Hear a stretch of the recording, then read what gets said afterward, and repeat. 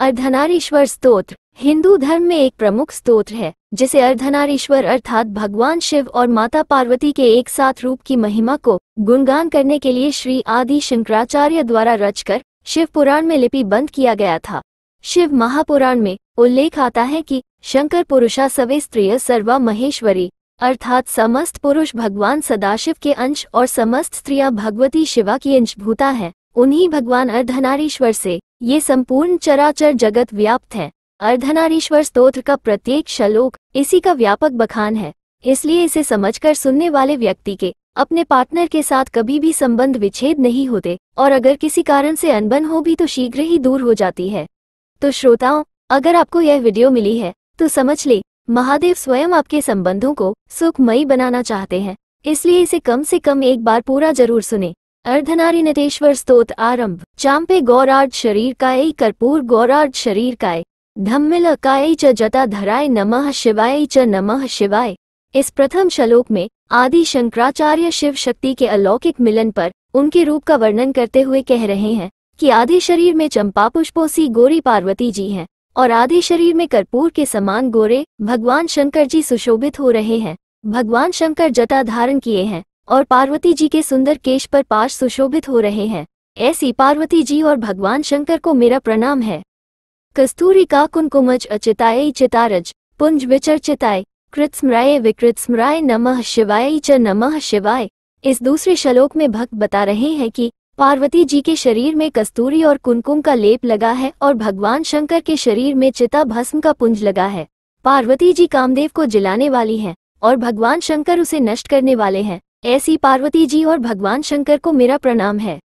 चलत्क्वनिक कर्ण नुपुराय पादाब्ज राजफनी नुपुराय हेमांगदाय भुजगांगदाय नमः शिवाय च नमः शिवाय।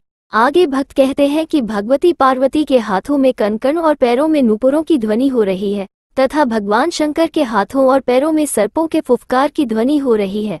पार्वती जी की भुजाओं में बाजूबंद सुशोभित हो रहे हैं और भगवान शंकर की भुजाओं में सर्प सुशोभित हो रहे हैं। ऐसी पार्वती जी और भगवान शंकर को मेरा सादर प्रणाम है। विशालनी लोल लोचनाय विकासिप केरुह लोचनाय समेक्षनाय विषमैक्षनाय नमः शिवाय च नमः शिवाय।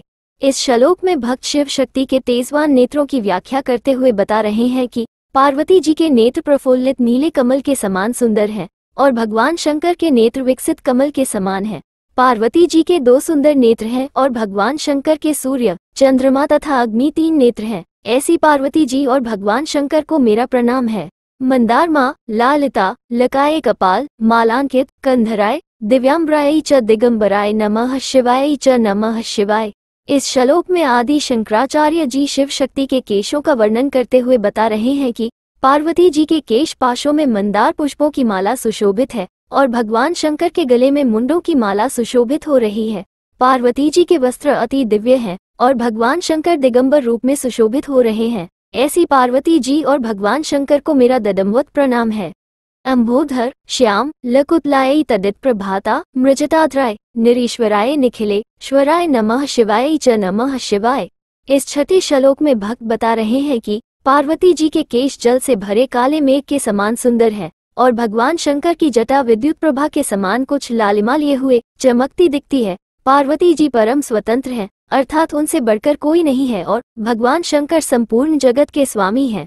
ऐसी पार्वती जी और भगवान शंकर को मेरा करोड़ों करोड़ों बार प्रणाम है।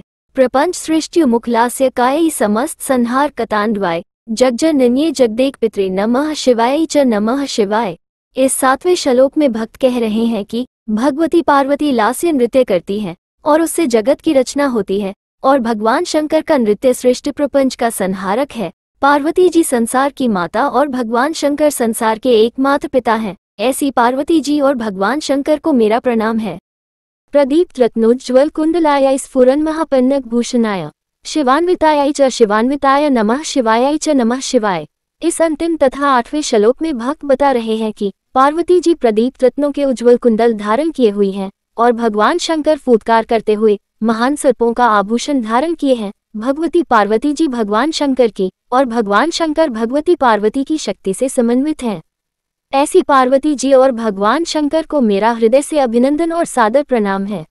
अर्धनारी नटेश्वर स्तोत्र के स्तुति के फल के बारे में विख्यात है कि एतत् पठेदष्टक मिष्द यो भक्त्या सम्मान्यो भुवि दीर्घजीवी प्राप्नोति सौभाग्यम नंतकालम भूयात् सदा तस्य समस्त सिद्धि। अर्थात 8 श्लोकों का ये स्तोत्र अभीष्ट सिद्धि करने वाला है। जो व्यक्ति भक्तिपूर्वक इसका पाठ करता या इसे सुनता है वह न केवल असीमित प्रेम प्राप्त करता है अपितु समस्त संसार में सम्मानित होता है और दीर्घजीवी बनता है तथा अनंत काल के लिए सौभाग्य व समस्त सिद्धियों को प्राप्त करता है। इति आदिशंकराचार्य विरचित अर्धनारी नटेश्वर स्तोत्रम संपूर्णम। आपको ये जानना जरूरी है कि शक्ति के साथ शिव सब कुछ करने में समर्थ है, लेकिन शक्ति के बिना शिव स्पंदन भी नहीं कर सकते।